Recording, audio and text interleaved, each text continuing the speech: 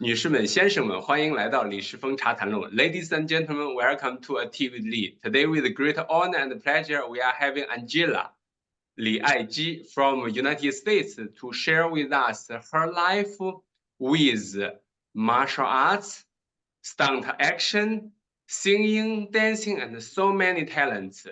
Angela, please, you are on the stage. Why and how you choose, such as the martial arts and dance, singing as your hobby and also as kind of your profession? Well, so thank you for having me. It means a lot to me because the Chinese culture means a lot to me because of my Kungfu. I've been performing my whole life, singing, dancing, playing instruments, and I got into the Chinese martial arts about 13 years ago and fell in love completely. I started studying Chengchuan, and it's a traditional wushu, and I got introduced to my feet and didn't look back. And actually, it was interesting because through my Kung Fu, because of my instructor and his connections, I was able to marry my acting and my martial arts. And that gentleman's name is Sifu Bobby Samuels, and he was holding some auditions for a Kung Fu flick, for a movie. He studied with Sammo Hong, and he was the first African-American to be inducted into the Hong Kong stunt team.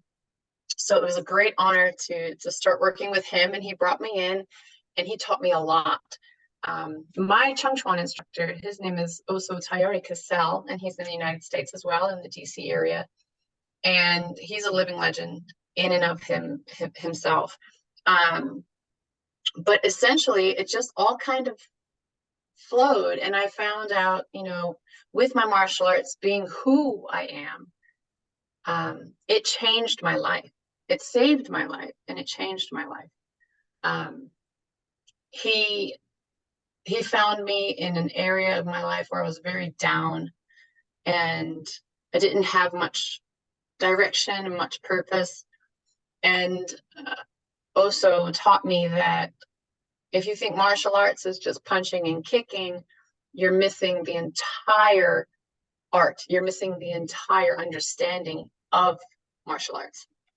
And I delved pretty deeply into the traditional Chengchuan, and I was honored. I got to go to Shaolin and Tago. I got to go to Tago and train there for a little bit, and it was a whirlwind, and it opened up a whole new world to me.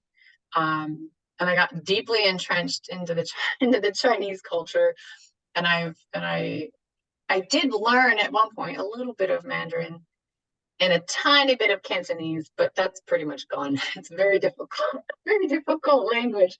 But yeah, that's kind of how it all started out, and I realized that I enjoyed doing the action more than going to auditions and reading lines, because you could show up to set, you can do your fight scene, you can go home. Cool, and it's such a very touching and lovely story about how, as you mentioned, the Kung Fu changed your life and also helped you to get out the down, time. And actually, when you're training Kung Fu, if you practice some like Mandarin or writing the Chinese character, it helps a lot. Why? Because both Chinese characters and many Kung Fu styles, they are pictograph arts. Okay. Yeah. So, like, for example, in Changquan, maybe not that much, but for example, we have called Xiangxing Quan, pictograph fist. So, for example, even in Tai Chi and Shaolin as well, they have some like monkey, dragon, crane, goose, Goose. I've never heard. Yeah. Goose. Okay. Yeah, these shape, these form, Okay. Named by the animal. It doesn't really, 100% related with animal, but related with how the animal move. For example, in some Shaolin form, we have the form called monkey cleaning face, tiger covering head. It's not okay. It looks like funny. It's rare, as you mentioned. The deep meaning inside is our normal reaction. When somebody punch your face, what you will react? Move it out, ward it off. When somebody would like to use the hook punch to reach your head, what you do? Tiger covering head. And of course, much more. Right. So this is our, and you mentioned, this is pictograph arts, how we see the animal move, how we see the react, and the character as well. How we see what looks like a monkey, we write it down. In the very beginning, we draw it down, it's almost exactly like how it looks. But now with time change by, the character changed by the square, square character, but it was quite much like a pictograph.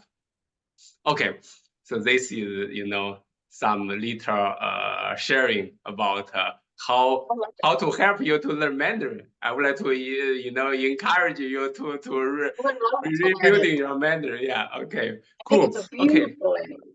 Yeah, back then, okay, so that the Kungfu somehow changed and also is still reforming you. So what is your current, current action? What is your current subject you are working on? Related with the Kungfu, yeah. Oh, well, what's interesting is with doing stunt work, actually, currently, I'm working on putting together do you remember the old Shaw Brothers movies? So I want to put together a little fight with a friend of mine who is a very good Kung Fu stylist as well. And I want to put together an old school Shaw Brothers fight, very similar to Shaw Brothers, just the way they move and how it's like very methodical and almost like a dance. That's what I want to do right now. My martial arts have morphed. I started out with my traditional arts. I did Chung Chuan and did Jiao Ga, that being Southern. I'm sure you know that. So the Cantonese was a lot more difficult for me to grasp than the Mandarin. And then when I moved to Los Angeles, I got into the contemporary wushu. And that, I remember when I was in Shaolin, and I might be pronouncing that wrong because I know some people pronounce it differently. So I don't want to butcher the name. Shaolin. Yeah. Okay. It's good. You're doing good. Yeah. Okay. When I was there, I remember watching these young men. I went in, well, I didn't go in, but I stood at the door and watched them inside one of their gymnast rooms. It was like a big auditorium. And they were doing gymnastics and onto just mattresses and flying through the air. And they were getting crazy height and doing all kinds of like 1.5s and all these flips and all these twists.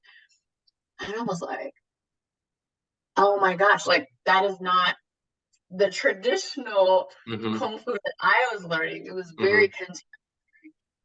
And even though I'm not an acrobat by any stretch, I can do my basic things. But when I started doing the contemporary wushu, I fell in love with it because of the gymnastic part, and it is more energetic. And I love how it presents. It's very like a dancer almost. It's very big, and it's beautiful. And that's what I love. I love the northern I love the northern styles a little bit more than the southern styles, Mm-hmm. just because of how pretty. And I hate Mm-hmm. to say that because my instructor always was like, "It's not pretty, it's a combat." I'm like, okay, Mm-hmm. but it's still beautiful to watch. Mm-hmm. And so anyway, that's kind of where I am as far as my Kungfu. Mm-hmm. I have transitioned as well into the Filipino arts. Mm-hmm. I do a lot of Kali, Mm-hmm. Pikivitosha, Yeah. and it's interesting the difference in my traditional Kung Fu, where I learned open hand first, Mm-hmm. and then into Filipino martial arts, where they teach you that the weapon teaches the hand. Mm-hmm. So it's completely different to me, and I had to now use my left hand, Mm-hmm. which was alien to me because of like my Dao and Mm-hmm. everything, my straight sword. It was always my right hand. Mm-hmm. Mm-hmm. And I remember asking my Sifu, I was like, shouldn't I be warming up and doing my flowers with both hands, Mm-hmm. like right and left? And he was like, no. I said, but why not? Just for dexterity? He's like, no, just right hand. I said, okay. But Just what if my right hand? Yeah. Okay. You mean Yeah. right hand is your like your dominated part, or is your weak part? Dominated. My right hand is my dominating hand. My Okay. left hand is my weak hand. And I So always wondered, why not change? Like, why not do both? And he Mhm. always said no. Mhm. I found it strange because I was like, well, what if I'm in battle and my right hand gets chopped off? What do I do with my left hand? I can't work my Dao with Mhm. my left hand Mhm. because you told me not to. Mhm.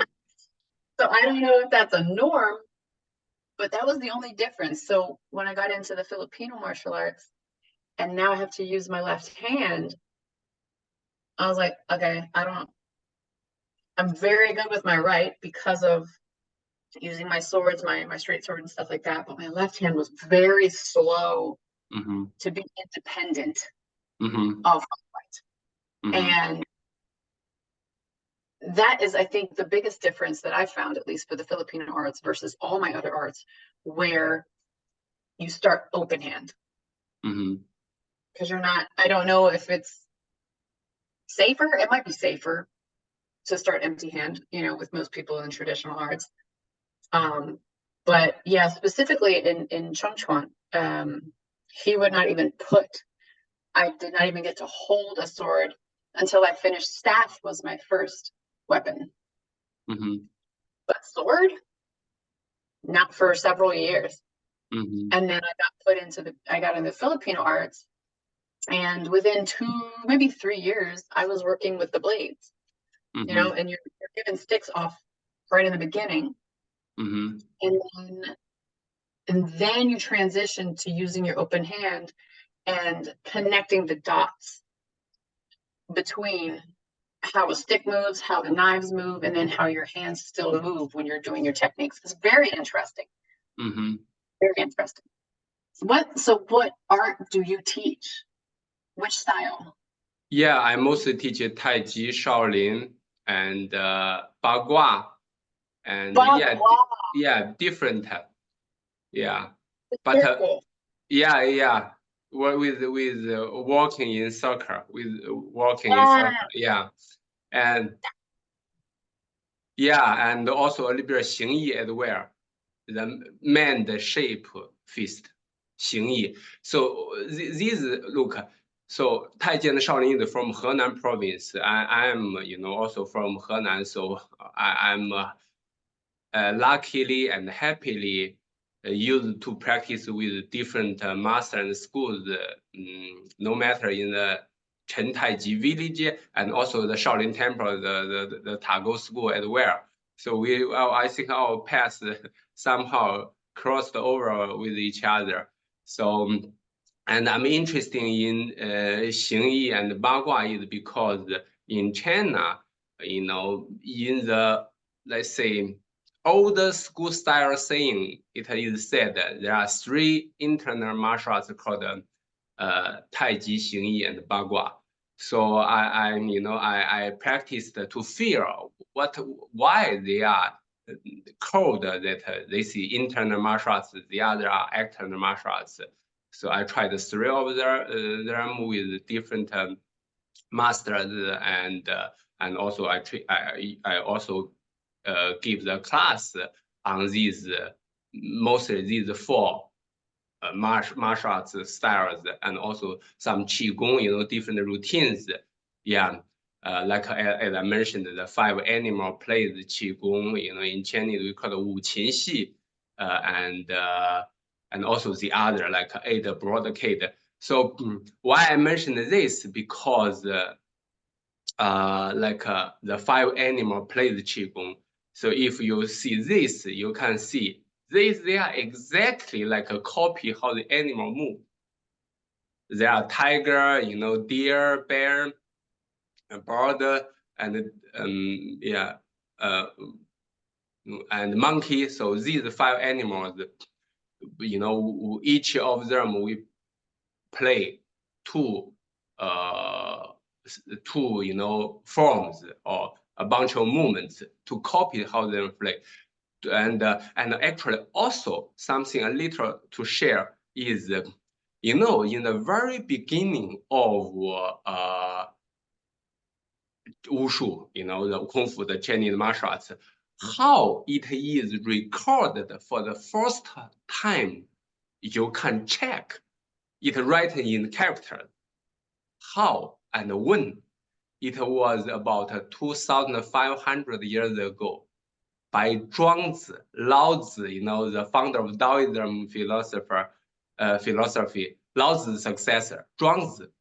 So in Zhuangzi, it is said, 吹于呼吸，吐故纳新，雄精鸟身，为兽而已矣, which means inhaling, exhaling, breathing in the fresh air, breathing out the air we used.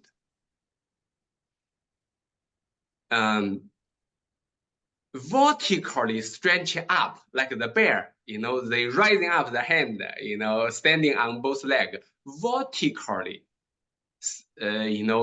stretch up like the bear, horizontally open your wings like the bird.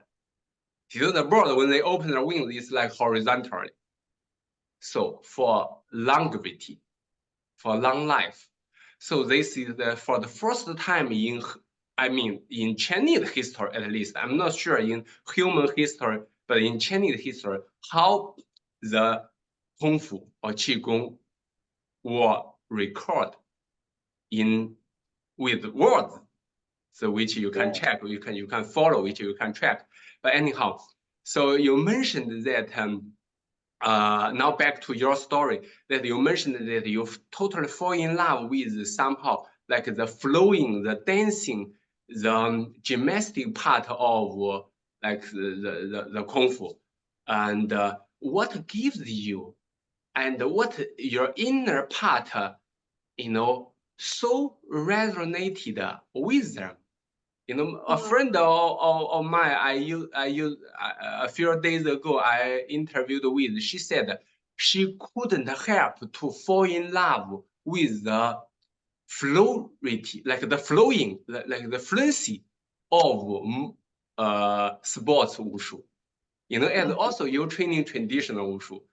And what is like, somehow I can feel you clearly that because you're like performing, you like action, and that part, that dancing part, you can show your emotions, right? You can show your feelings, could perfectly match your personality or your something you are longing for. But I would like to hear clearly from your words why you feel so closed and so interacted with, this somehow like gymnastic part of wushu.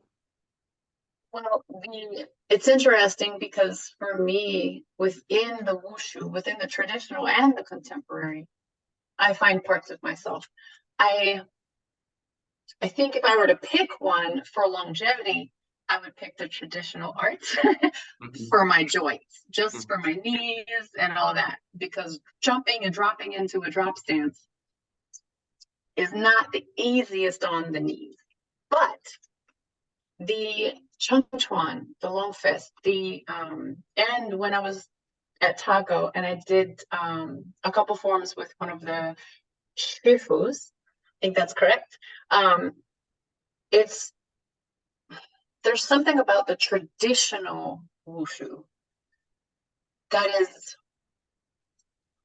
that speaks to me a little bit more than the high intensity and the jumping and the snapping and the very dramatic moves in the wushu in the contemporary. I love the drama in the contemporary, but I love the fluidity and the softer, a little slower feel of Chung Chuan and the Shaolin styles that I did learn when I was there. I know that they are for combat, which helps when it comes to the application. The contemporary wushu for me, I have a little bit more difficult time relating the contemporary moves to application and how it will be used in my mind in combat potentially. And I understand, at least I think, that the contemporary is not really as rooted in combat, because I don't think in a fight you're going to jump up and do a 540 and drop into a drop stance. But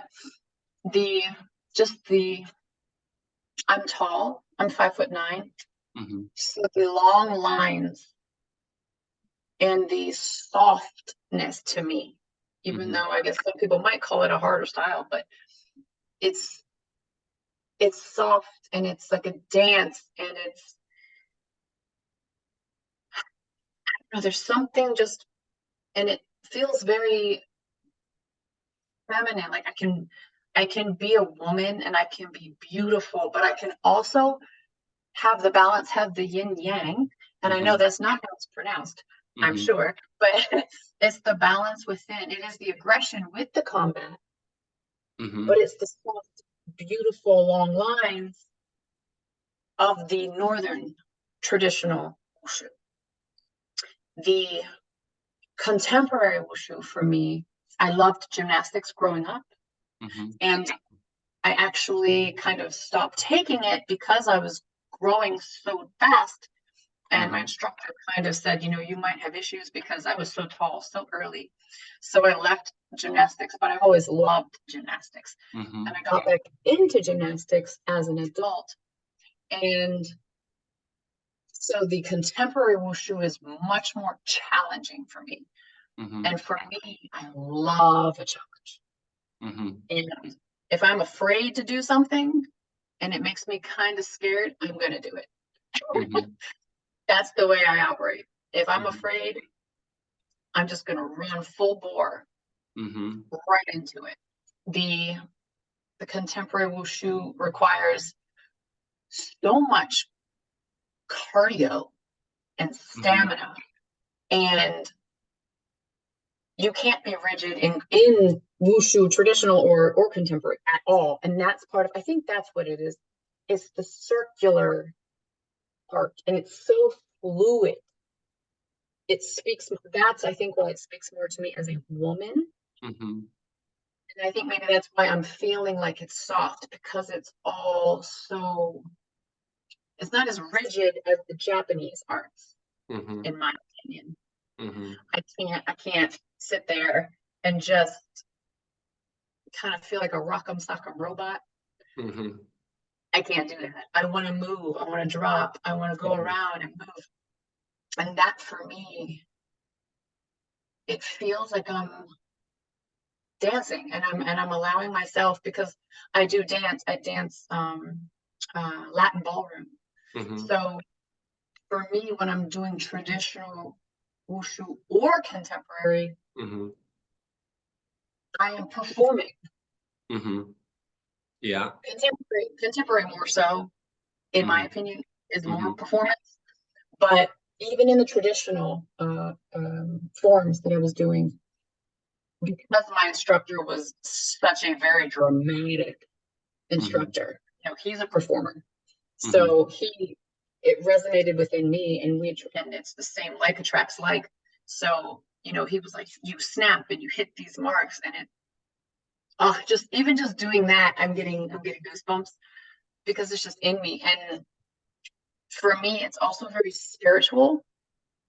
I remember when I was in Shaolin at the monastery, and there was a monk sitting on a bench around the tree, and he was just sitting there watching us, and he had something in his hand. It was like a staff of some sort, and it had something at the top, and he was handing out cards.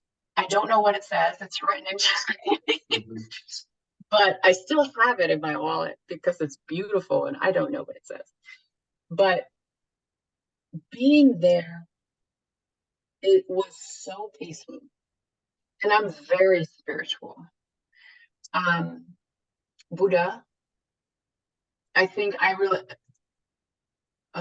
because I used to be religious in the box of religion growing up, and now I've switched over to just complete spiritualism. Buddhism, Hinduism, all those kinds of practices where it's just love and compassion, and meditation and rituals, and doing that with water and earth and all this stuff. I was so at peace when I was there at Shaolin. There was some, even at 6 o'clock in the morning, training in front of the monastery with these teachers from Tago. Somehow, even there, it was peaceful when I was tired. But it's just this, you cannot. It's like nowhere else I've ever been in the world, and you feel it. And for me, that's what the Chinese arts are. They are my heart and soul. I resonate completely within it. It's a coming back to God, or my highest self, or universe, or whatever word people want to put on with that. To me, it's just like that. It's almost like a meditation. It's almost like a prayer. It is so deeply entrenched within my spirit and my soul. That's why I was drawn to it. And maybe in a former life, I do think I was a monk in my former life, and I'm pretty sure I was Chinese. So there might be that. But yeah, I can't explain the draw. I've always been drawn to it. And then when I was there, it just felt right within my soul. And I haven't had that pull from any of the Japanese arts, not to say anything about them. They're amazing. There's no worse style or not. I don't put them on levels. But that's why I'll always say that the Chinese arts are my heart and my soul. I enjoy the Filipino arts. I really do enjoy them. I love them. But it's a different feeling for me. I think that has to do with the fact that because of that instructor who brought me into the Chinese arts, and where I was to where I went within the Kungfu, it was a life-changing thing. And I learned about the dedication and pouring back into myself. It's study of oneself, and it's getting better, and it's the continuous work ethic, and it's giving back, and it's seeing within you, myself. It's just the complete oneness. Anyway, I don't want to trail off too far, but that's the Chinese martial arts to me. It's deeply ingrained, deeply, and I'll always defend the Chinese martial arts. I can't speak it, but I'll defend it. Definitely. Cool, and thank you for sharing your experience and how and why you are into no matter traditional and the like the what we call it, like the modern ones, you know, with sort of gymnastic and the dancing pattern.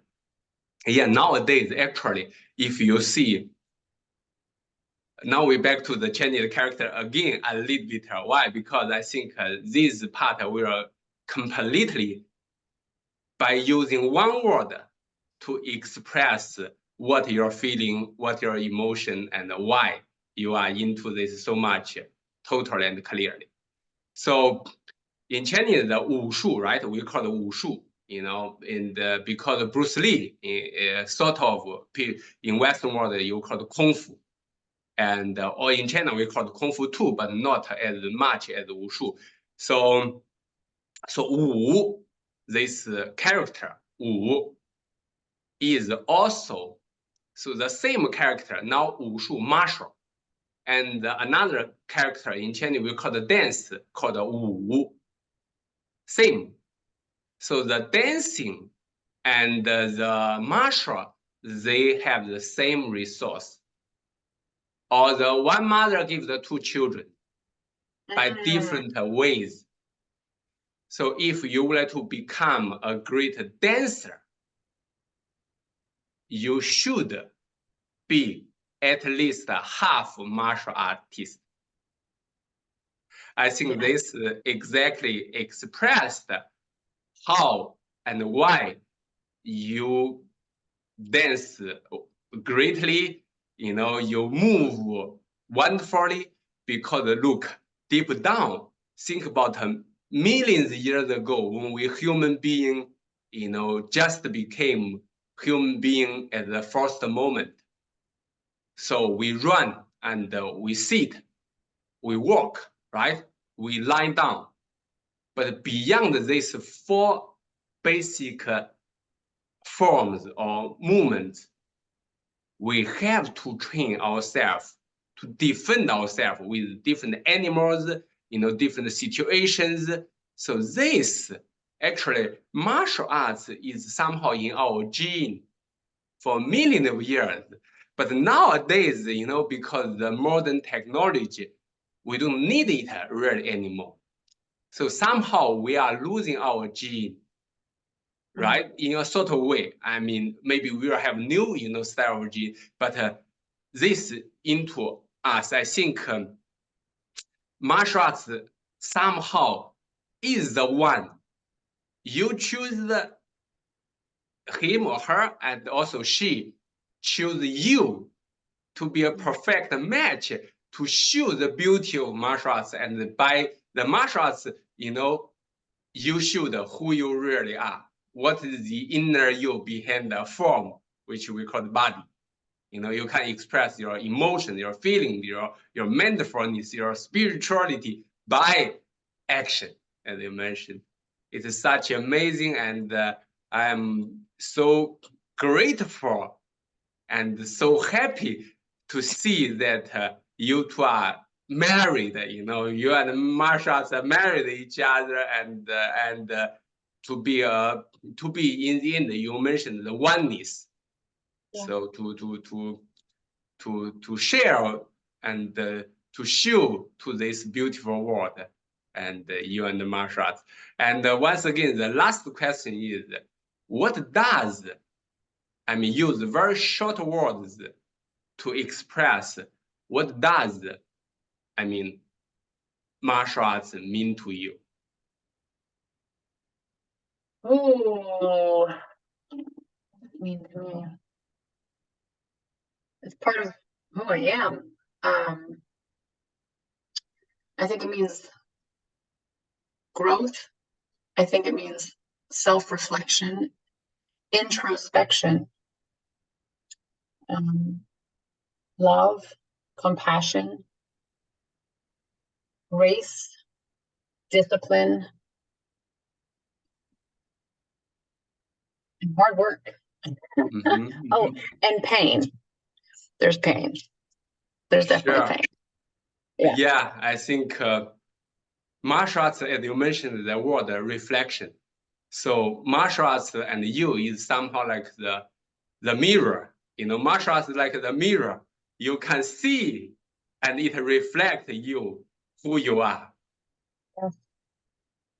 And okay. So thank you for your great sharing. And so you are doing martial arts, and also, stunt, action, and singing and dancing. So this is mainly what you are acting, right? Yes. Okay. So for any of you guys who are watching us, so if you are looking forward a martial artist to have you some course or some training, and also if you are for the movie companies, if you are looking for a stunt woman, and also she could dance and sing. So Angela Lyn is the exactly one you are looking for. And once again, Angela IG, thank you for a wonderful story and experience. I'm looking forward to see how you reflect martial arts in your unique way and how you are going to shine for this world. Thank you. I hope I do your culture proud. I truly do. I truly do, because it means the world to me. Of course. Okay. Thank you. Pleasure.